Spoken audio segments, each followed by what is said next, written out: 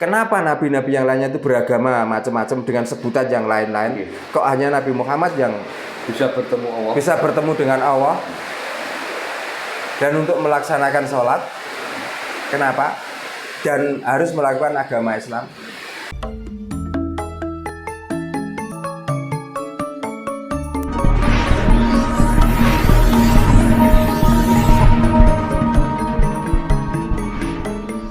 Kalau versi Jawanya Pak, Isra Mi'raj itu kan suatu peristiwa. Ya kalau seperti Isra Mi'raj tidak ada, cuman cara kita itu karena Sidratul Muntaha itu sesuai dengan bahasa Jawa kita itu bisa naik langit Sabtuju. Nah, yang dimaksud langit Sabtuju itu ya badan kita sendiri itu. Oh, gitu Pak. Ya.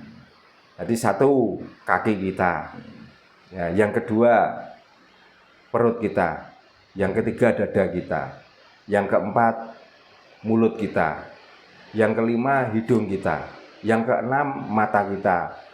Yang ketujuh adalah telinga kita. Setelah ini semua sudah masuk ke dalam memori otak. Sadarkah kita? Jadi kalau kita itu sudah bisa menjalankan tiga hal, yaitu antara lati, ati, lan pakarti, sudah nyawiji, yaitu mungkin kalau orang Jawa itu sudah bisa Isra Mi'raj, bisa naik langit Sabtuju. Ya.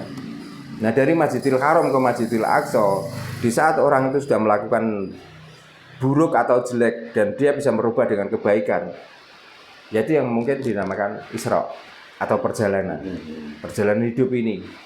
Nah semuanya itu dirangkum dalam pemikiran kita sesuai apa yang kita jalankan, sesuai apa yang kita batin atau yang kita pikirkan, sesuai apa yang kita ucapkan, sesuai apa yang kita cium, sesuai apa yang kita lihat, dan sesuai apa yang kita dengar.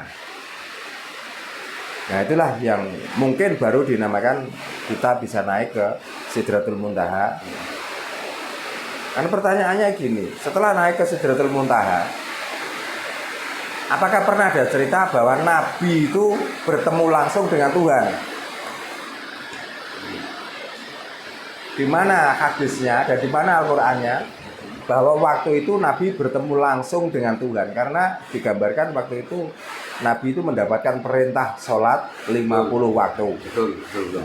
Pertanyaannya, waktu itu ketemunya di mana? Dan bagaimana Allah itu bicara memakai bahasa apa? Waktu menyampaikan untuk melakukan sholat itu. Terus kenapa di antara nabi-nabi yang terdahulu juga membawa agama, kok hanya Nabi Muhammad yang disuruh sholat? Kok lainnya enggak? Kenapa nabi-nabi yang lainnya itu beragama macam-macam dengan sebutan yang lain-lain? Kok hanya Nabi Muhammad yang bisa bertemu dengan Allah dan untuk melaksanakan sholat? Kenapa? Dan harus melakukan agama Islam?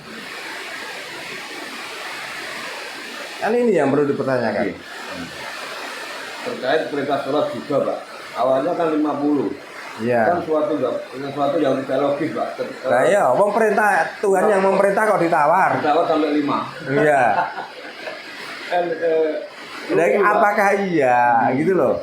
Kok segampang itu? Apakah iya dengan perintah 50 ditawar jadi 5 sampai menjadi 5? Padahal sekali naik dan turun itu waktunya 50.000 tahun atau mengatakan 5.000 hari atau berapa? Bayangkan waktu itu mendapatkan risalah itu umur 40. Kalau dikatakan nggak usah lama-lama, 50 hari saja. 50 hari kali 9 itu sudah berapa? Terus waktu itu umur Nabi Muhammad kira-kira selesai perintah yang terakhir untuk melaksanakan sholat yang 5 waktu. Itu sudah umur berapa? Karena diceritakan bahwa waktu itu setelah tawar-menawar itu, sekali tawar-menawar antara naik dan turun itu, ada yang menceritakan bahwa itu adalah 5.000 tahun. Coba. Dari umur 40 ditambah 5.000 tahun kali 9 4.500.000 tahun. Coba. Terus waktu itu kalau memang iya umur Nabi Muhammad sudah berapa tahun kira-kira? Puluhan ribu tahun Pak. Nah makanya ini bukan berarti apa ya, kita itu melemahkan cerita itu. Cuman kita itu berpikir Nggih, nggih. ya supaya apa? Mbok dongeng ku aja nemen-nemen toh. Gitu loh. Kasihan orang yang ditokohkan ini loh. Nggih, nggih. Kasihan, malah jadi bahan perbandingan, malah jadi bahan cemoohan. Gitu loh. Kita tuh sudah mengikuti syariatnya dengan melakukan syariat Islam ya sudah. Walaupun ada keterangan-keterangan itu dicari sebabnya atau asbabul nuzulnya bagaimana cerita itu. Apakah ini memang nyata adanya? Apakah ini adalah filosofi tentang kehidupan Nabi itu? Kan begitu. Ya jelas ini filosofi kehidupan. Nah, mungkin saja begitu. Tapi kadang cerita ini laku, maka ini dibukakanlah mimbar, dibukakanlah podium, dicarikanlah orang pintar-pintar dongeng tentang Isra Mi'raj itu. Tujuannya apa? Ya tujuannya untuk memakmurkan orang yang pintar dongeng itu. Untuk bisnis pribadi. Ya, bisnis kalau bermanfaat untuk orang lain nggak apa-apa. Nah ini kelompok mereka sendiri kok. Dan Nusantara ini sebenarnya nggak butuh cerita-cerita seperti itu. Nggak butuh dongeng-dongeng dari luar. Dongeng kita sendiri itu lo gali.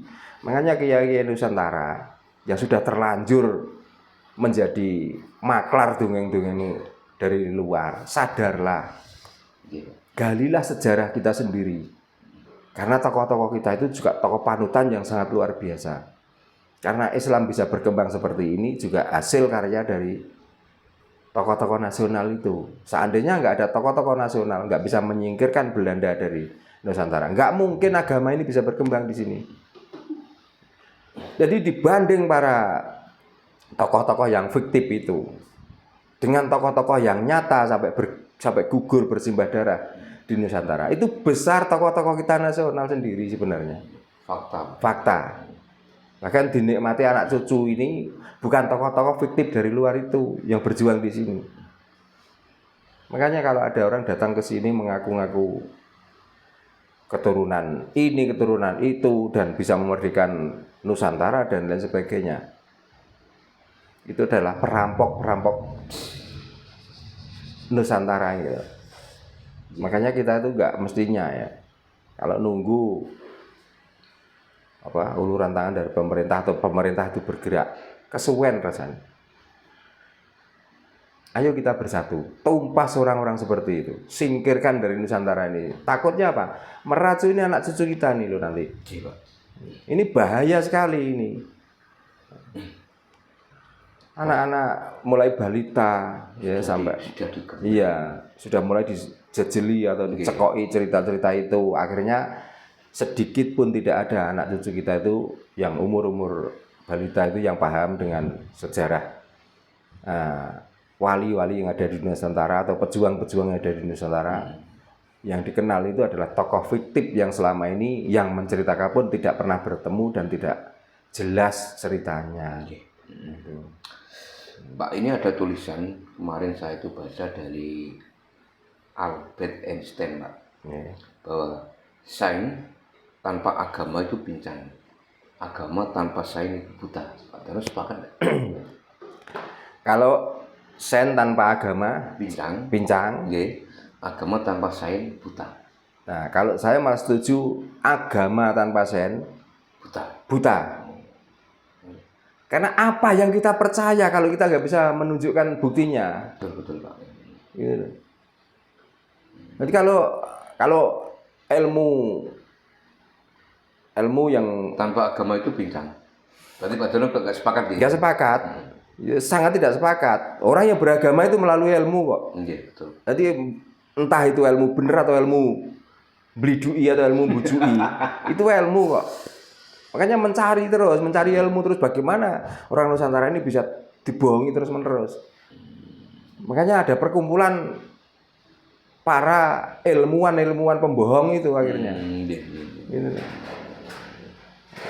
Makanya untuk menemukan agama yang benar itu perlu ilmu. Bukan kok ilmu itu perlu agama. Bukan ilmu perlu agama, gitu? Bukan ilmu perlu agama. Agama lah yang perlu ilmu. Ilmu betul Pak. Ya. Saya sangat tidak setuju. Mana buktinya agama ini menemukan ilmu dunia Mana agama itu yang mencantangkan untuk membuat pesawat terbang? Mana agama itu yang merencanakan untuk membuat HP? Kan akhirnya ilmuwan yang menemukan HP, akhirnya bisa untuk memuat ilmu agama. Justru malah negara-negara yang tanpa agama yang menemukan teknologi. Yang menemukan teknologi itu. Yeah.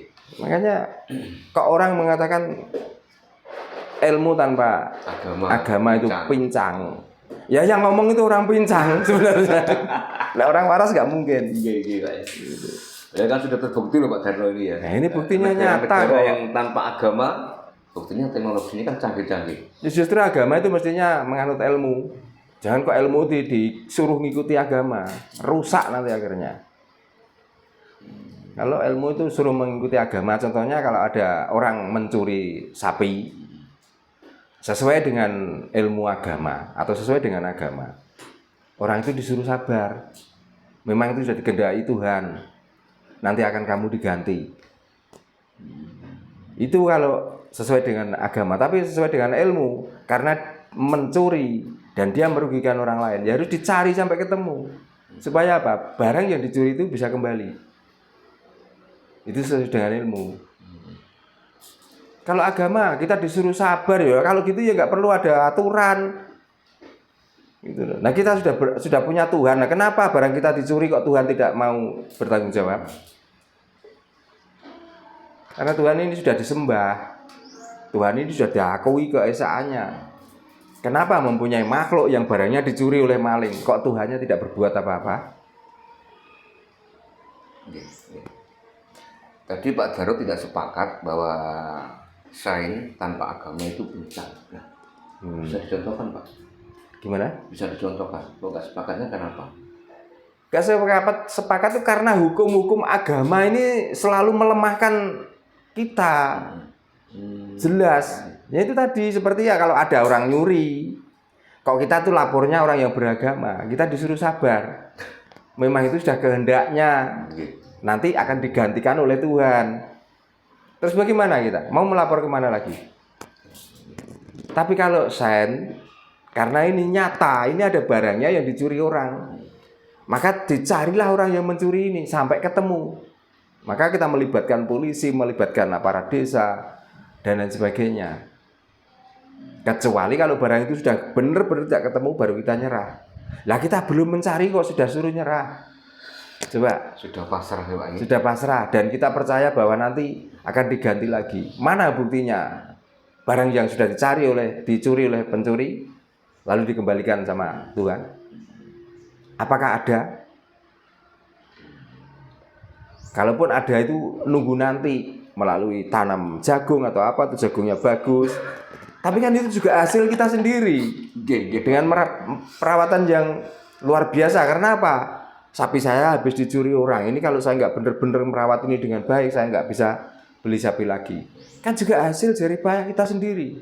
Bukan hasil jerih payah Tuhan.